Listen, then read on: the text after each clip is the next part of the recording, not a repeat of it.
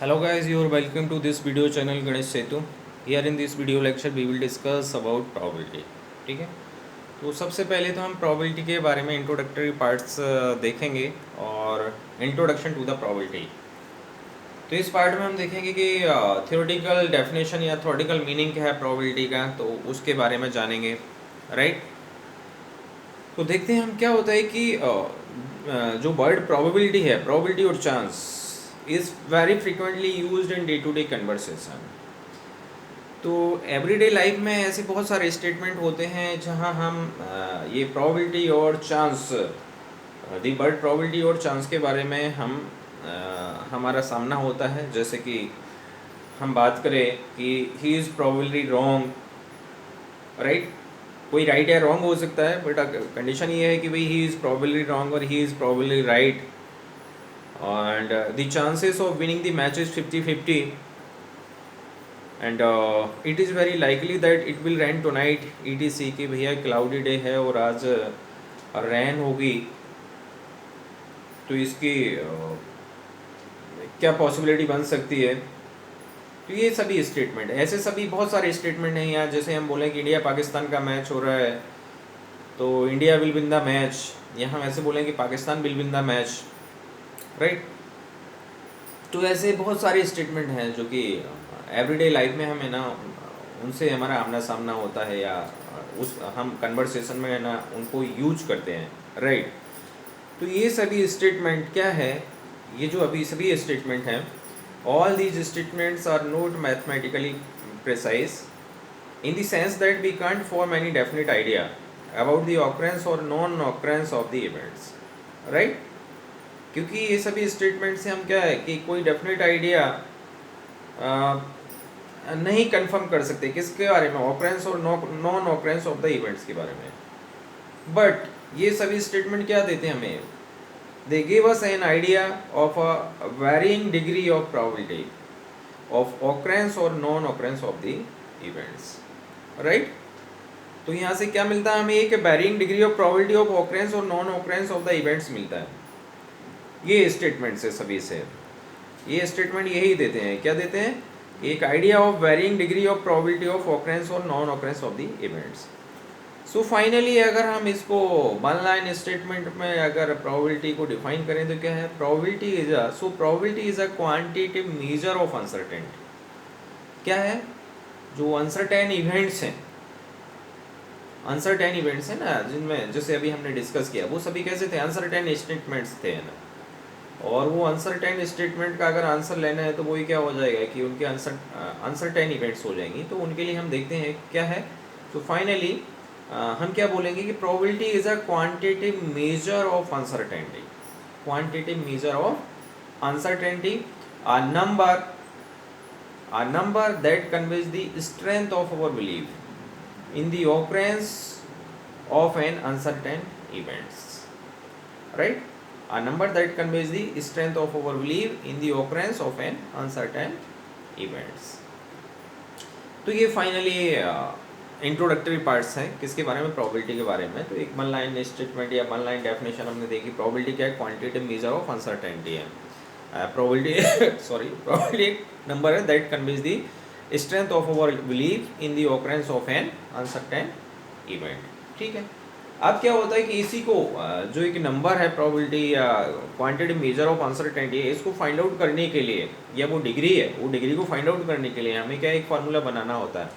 जैसे mathematical formula है, तो उस मैथमेटिकल फार्मूले में कुछ टर्म्स यूज होते हैं, जैसे इवेंट है, एक्सपेरिमेंट है, रैंडम एक्सपेरिमेंट है, सैम्पल स्पेस है। तो सबसे पहले हम उनके बारे में समझ लेते हैं, देन फाइनली हम एक फार्मूला देंगे ना प्रोबेबिलिटी के बारे में, जिसको मैथमेटिकल फार्मूला हम बाद में देंगे।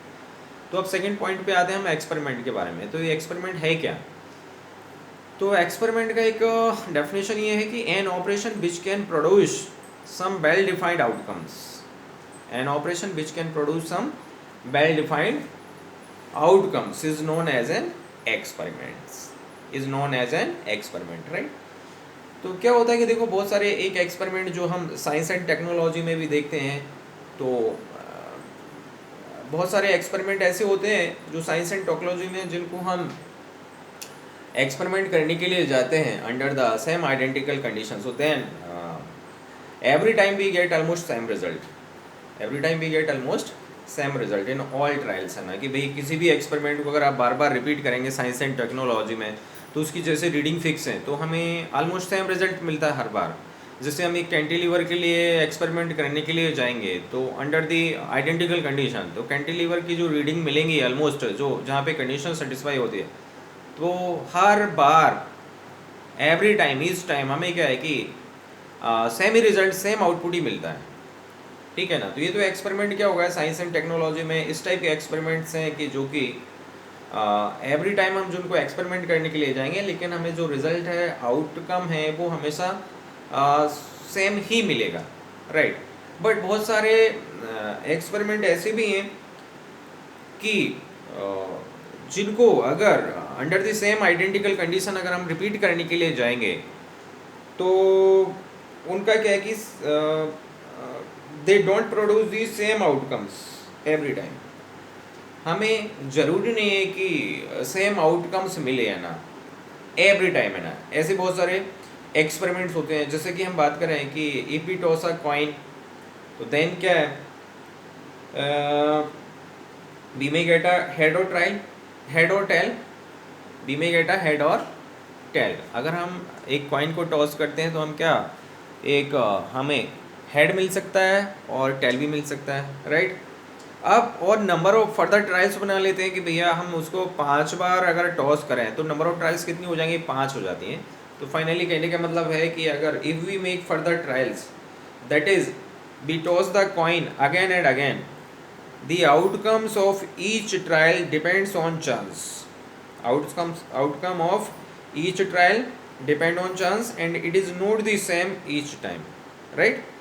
तो ज़रूरी थोड़ी है कि भैया अगर मैंने बोला, मान लीजिए कि 5 ट्रायल में हम 5 ट्रायल बना ली हमने, है ना, 5 या 7 या 10 जो भी है नंबर ऑफ ट्रायल्स हैं, हर ट्रायल में जब मैं कॉइन को हम टॉस करने के लिए जाएंगे तो ज़रूरी नहीं है कि हमें, है ना, हेड ही मिले या ज़रूरी नहीं है कि टेल ही मिले। तो कहने का मतलब है कि सेम रिजल्ट नहीं मिल सकता, है ना, ये डिपेंड करता है चांस के ऊपर, कभी हेड मिल सकता है, कभी टेल मिल सकता है, राइट। तो sometimes the head appears and sometimes detail, right, okay. तो अब इसी के बेसिस पे हम कहाँ आते हैं, रैंडम एक्सपेरिमेंट पे। तो ये जो ऐसे एक्सपेरिमेंट हैं जिनका हमें आउटकम, जिनको हम एक्सपेरिमेंट करने के लिए जाते हैं और आउटकम, है ना, हमें सेम नहीं मिलता है ना, आउटकम चांस पे डिपेंड करता है। तो उन एक्सपेरिमेंट के बारे में हम, है ना, रैंडम एक्सपेरिमेंट में बात करते हैं ना। तो नेक्स्ट एक्सपेरिमेंट कौन सा है, थर्ड, मतलब नेक्स्ट डेफिनेशन कौन सी है, third, that is random experiment. तो अब रैंडम एक्सपेरिमेंट है क्या, देखिए, if in each trial of an experiment, if in each trial of an experiment, और एक्सपेरिमेंट कैसा हो रहा है, conducted under identical conditions. If in each trial of an experiment the outcome is not unique, right. और ऐसे भी बोल सकते हैं कि we don't get the same outcome, we don't get the same outcome, right. तो if in each trial of an experiment the outcome is not unique but may be any of the possible outcomes, but may be any of the possible outcomes, then such an experiment is known as a random experiment.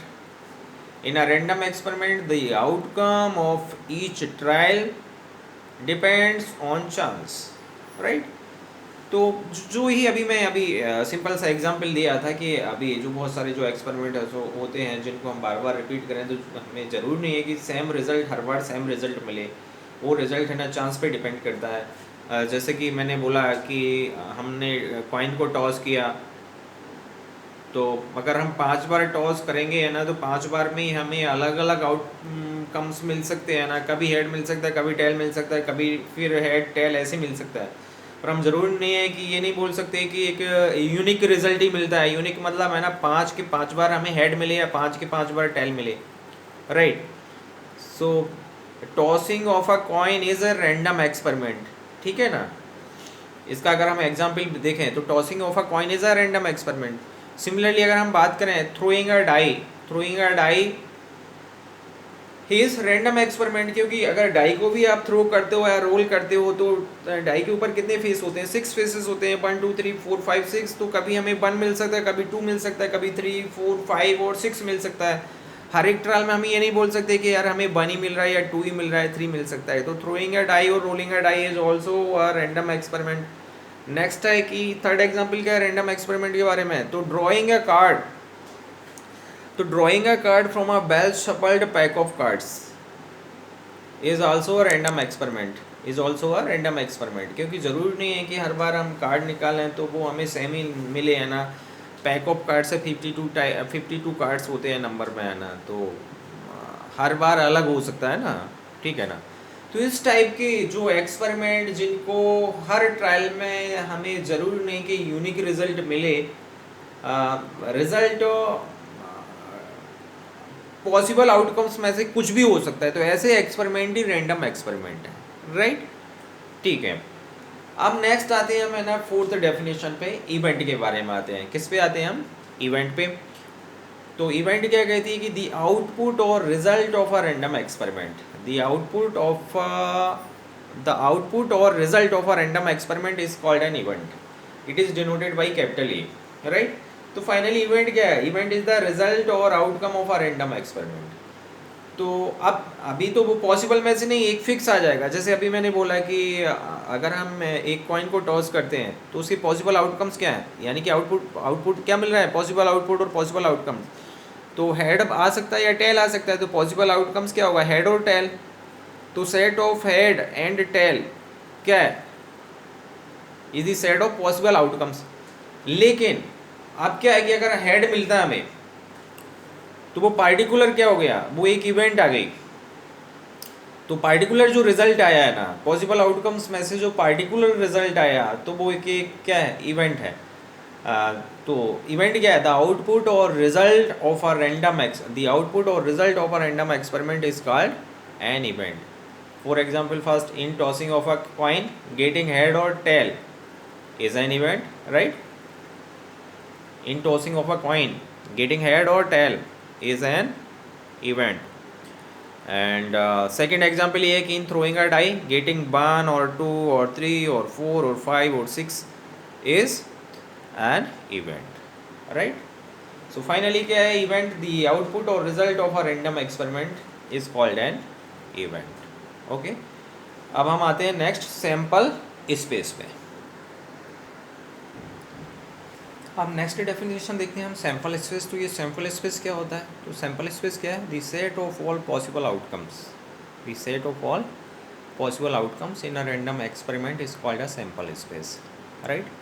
तो random experiment में जितने भी all possibilities हैं उनका set, possible outcomes का set ही क्या होता है, सैम्पल स्पेस होता है।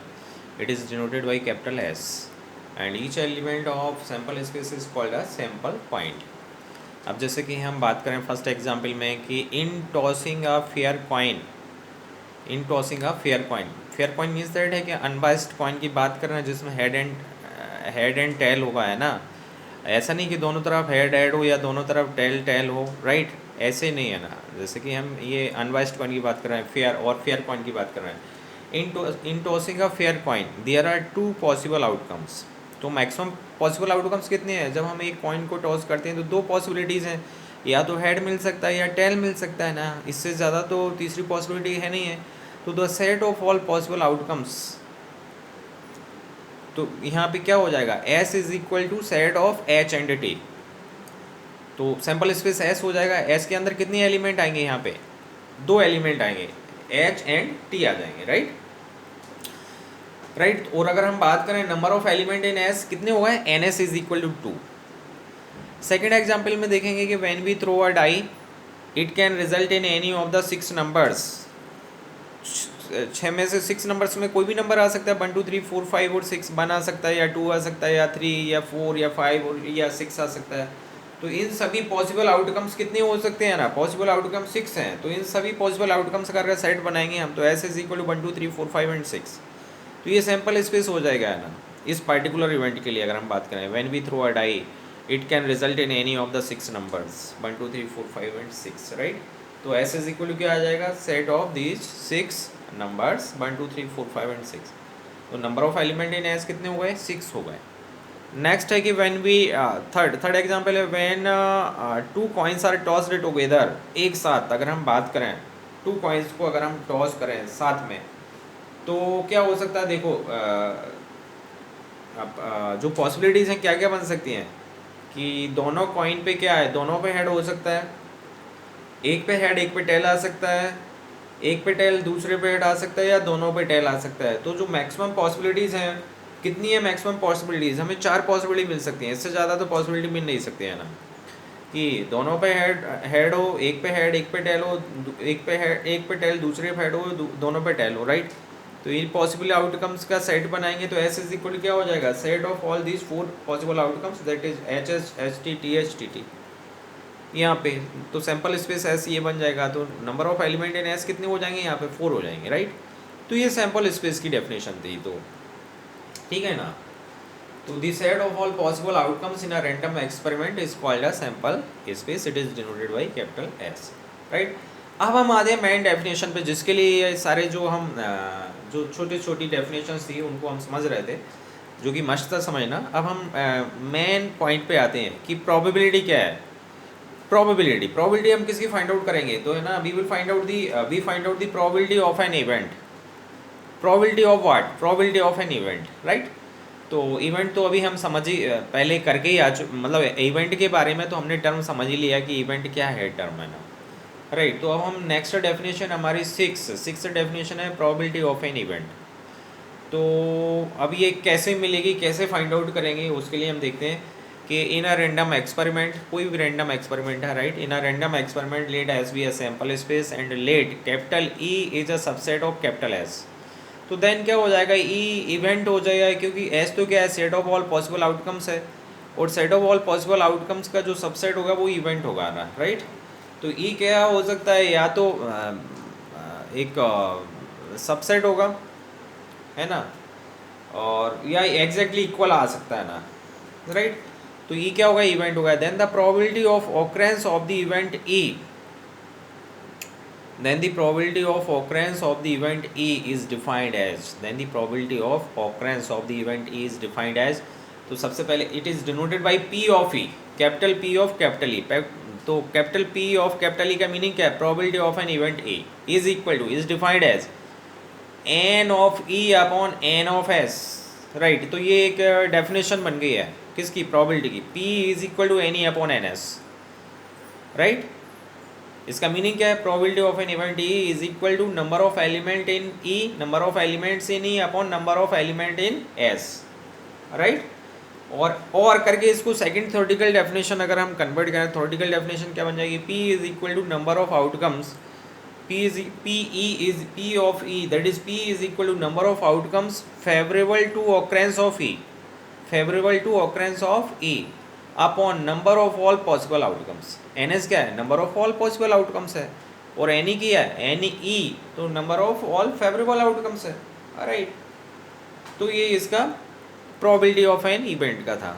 आप इसी की डेफिनेशन की हेल्प से अगर आप फाइंड आउट करना चाहते हैं कि in tossing a fair coin find out the probability of getting head, तो find out the probability of getting head क्या हो जाएगा, तो नंबर ऑफ पॉसिबल आउटकम्स कितने हो जाएंगे, यहाँ पे 2 हो जाएंगे, सैंपल स्पेस में 2 एलिमेंट है, और एन ई, तो इवेंट का सेट ई बनाएंगे तो ओनली क्या है, रिजल्ट ऑफ एक्सपेरिमेंट, हेड है ना, तो दैट इज क्या आ जाएगा, ओनली 1 एलिमेंट आएगा ई सेट के अंदर।